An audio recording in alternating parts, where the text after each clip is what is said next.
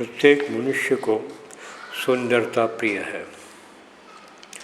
वह अपने पास सुंदर वस्तु देखना चाहता है, वह सुंदर वातावरण में रहना चाहता है, वह अपने बैठने के कमरे में सुंदर सुंदर चित्र रखकर सुंदरता की उपासना करना चाहता है।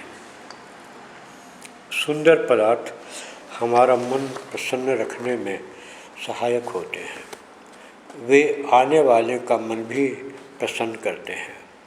सुखी चित्त मनुष्य एक अच्छे सजे कमरे में शांति प्राप्त करता है और अपनी अप्रसन्नता सुंदर वातावरण में रहकर बढ़ाता है। इस प्रकार जब वह बातचीत करता है तो उसके विचार बदल जाते हैं। वह प्रसन्न होकर जाता है, प्रसन्न होकर के कमरे में बैठता है और प्रसन्न होकर के वहाँ पर रहता है। इस तरह हम देखते हैं कि कमरे के सुंदर चित्र हमारा और दूसरों का लाभ पहुँचाते हैं। कमरे में 3 प्रकार के चित्र प्राय रखे जाते हैं। एक प्राकृतिक दृश्य के चित्र, दूसरा महात्माओं के चित्र और तीसरा सांसारिक चित्र। पहले 2 प्रकार के चित्र मन की निवृत्ति की ओर ले जाते हैं। सच्चा ज्ञान प्रकृति के संपर्क से ही प्राप्त होता है। जिस व्यक्ति का वास्तविक प्रकृति से संपर्क संभव नहीं हो, वह चित्रों के द्वारा कुछ दूर तक अपनी इस कमी को पूरा कर सकता है। प्राकृतिक दृश्यों का चित्र प्रकृति के प्रति प्रेम को बढ़ाता है। इससे मनुष्य राग द्वेष से विमुक्त होकर अद्भुत शांति प्राप्त करता है। महात्माओं के चित्र भी मनुष्य के राग द्वेष से मुक्त होने में सहायक होते हैं। यह एक प्रकार के सगुण ब्रह्म की उपासना है। मनुष्य की ऐसी चित्तवृत्ति होती है, अर्थात वह जिस पदार्थ का जिस समय चिंतन करता है वह उस समय उसी अनुरूप हो जाता है। जिस मनुष्य को हम जब जैसा विचार लाते हैं वह हम वैसे ही हो जाते हैं। महात्माओं का चिंतन करते समय मनुष्य महात्मा बन जाता है। भगवान का चिंतन करते समय वह भगवान बन जाता है और सांसारिक व्यक्तियों का चिंतन करते समय वह सांसारिक व्यक्ति बन जाता है। सुखी मनुष्य का चिंतन मनुष्य को सुखी बनाता है और दुखी मनुष्य का चिंतन मनुष्य को दुखी बनाता है। सदा आनंद में निमग्न रहने वाले राग और द्वेष से विमुक्त व्यक्तियों का ध्यान हमें वैसा ही बना देता है। चित्र ऐसे व्यक्तियों का ध्यान करने का साधन है। जिस व्यक्ति के कमरे में ऐसे चित्र हैं वह धन्य है। एक न एक बार वह इन चित्रों का असर उसके मन पर पड़ता ही है। सांसारिक चित्र 3 प्रकार के होते हैं। सुंदर व्यक्तियों के चित्र, मित्रों के चित्र और परिवार के और अपना चित्र। सुंदर व्यक्तियों के चित्र एक प्रकार की प्रकृति की उपासना है। इससे मन प्रसन्न होता है, पर यह प्रसन्नता क्षणिक होती है। अपने मित्रों के चित्र इस प्रकार के चित्रों की अपेक्षा उच्च कोटि के हैं। मित्रों का चित्र उनका स्मरण करने के लिए उपयोगी है। प्रत्येक मनुष्य अपने मित्र के साथ रहने में सुख पाता है। मित्र के अभाव में उसका चित्र ही इस सुख को देता है।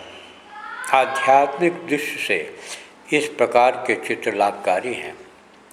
मनुष्य का आध्यात्मिक बल मैत्री भावना के अभ्यास से बढ़ता है।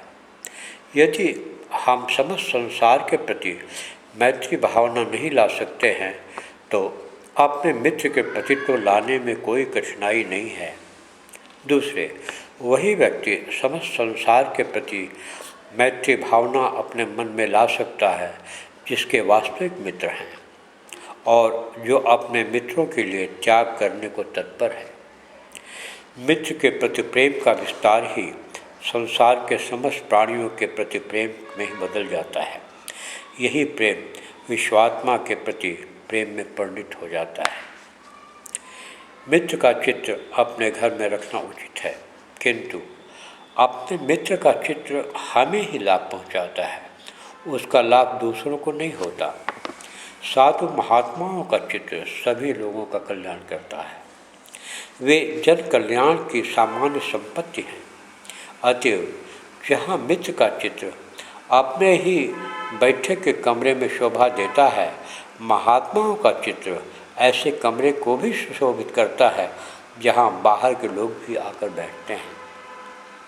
दूसरे, महात्माओं के चित्र हमें भी अपने मित्र के चित्र की अपेक्षा आध्यात्मिक दृष्टि से अधिक उपयोगी है। हमारा मित्र अपना सद्भाव हमारे ही प्रति रखता है। महात्मागण तो समस्त प्राणियों के प्रति सद्भाव रखते हैं। मित्र के संपर्क में हम मित्र जैसे बनते हैं और महात्माओं के संपर्क में महात्माओं जैसे। इस प्रकार महात्माओं का चित्र सर्वदा और सभी समय आध्यात्मिक दृष्टि से तथा मानसिक दृष्टि से लाभकारी होता है। परिवार का चित्र आध्यात्मिक दृष्टि से अधिक उपयोगी नहीं। हाँ, इतना अवश्य है कि उस चित्र से हमारे मन में उनके प्रति सद्भावना ही आती है। हम परिवार के लोगों से कभी रुष्ट हो जाते हैं, कभी प्रसन्न हो जाते हैं, किंतु चित्त में ऐसी बात नहीं होती। परिवार के लोगों में माता पिता का चित्र रखना आवश्यक है। जिन लोगों ने हमें जन्म दिया है वे हमसे प्रेम और श्रद्धा की आशा करते हैं। उनके प्रति प्रेम और श्रद्धा दिखाना ईश्वर के प्रति प्रेम और श्रद्धा दिखाना है। आध्यात्मिक दृष्टि से सबसे बुरा चित्र अपने आप का चित्र है।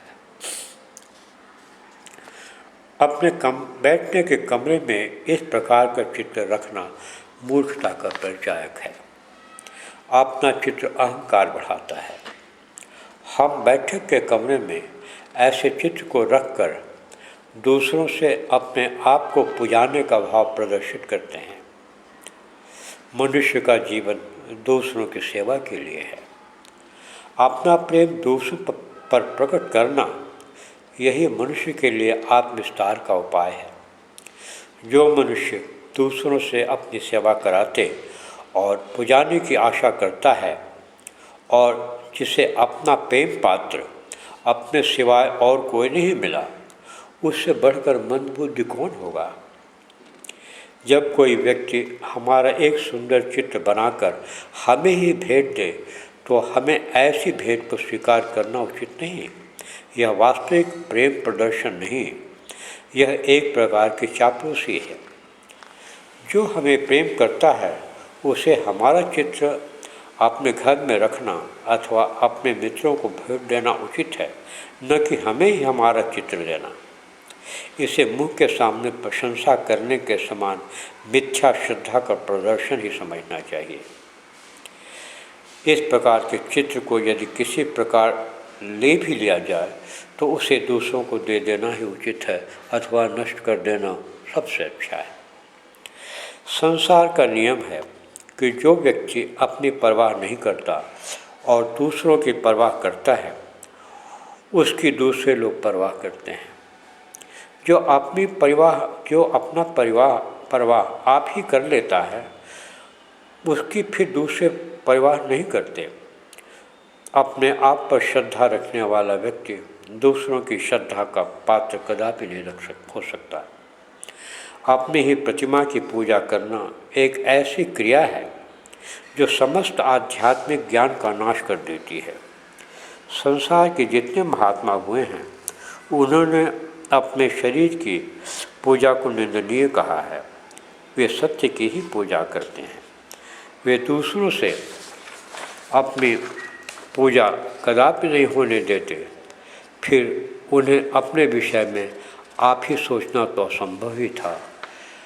जो व्यक्ति अपने शरीर को अपने आप को जितना ही अधिक सुंदर या दूसरों पर प्रभावशाली बनाने का प्रयास करता है वह अपने से उतने ही दूर होता है। हमें दूसरों की पूजा करनी चाहिए अपने प्रति लापरवाह होने चाहिए। दूसरों की पूजा करना ही परमात्मा की आराधना है। पूजा सेवा से भी होती है, उनका स्मरण करने से ही होती है। उनको सुंदर भावनाएं, उनके प्रति अनेक प्रकार शुभ कामनाएं करना ही उनकी पूजा है। जो दूसरों की पूजा करता है वो तो अपने आप में ही पूजनीय है, उसे भला दूसरे से पूजा या प्रशंसा लेने की आवश्यकता ही क्या। उसको तो जो चाहिए अपने आप ही बिना प्रयास के ही मिल जाता है। फिर सच्ची श्रद्धा, सच्चा प्रेम उसे मिलता है, इसलिए झूठे प्रेम की, झूठे प्रशंसा की आवश्यकता उसे नहीं पड़ पाती है। जीवन को सुंदर बनाने के लिए अपने भावों को सुंदर बनाने की आवश्यकता है, अपना प्रचार करने की नहीं। एवं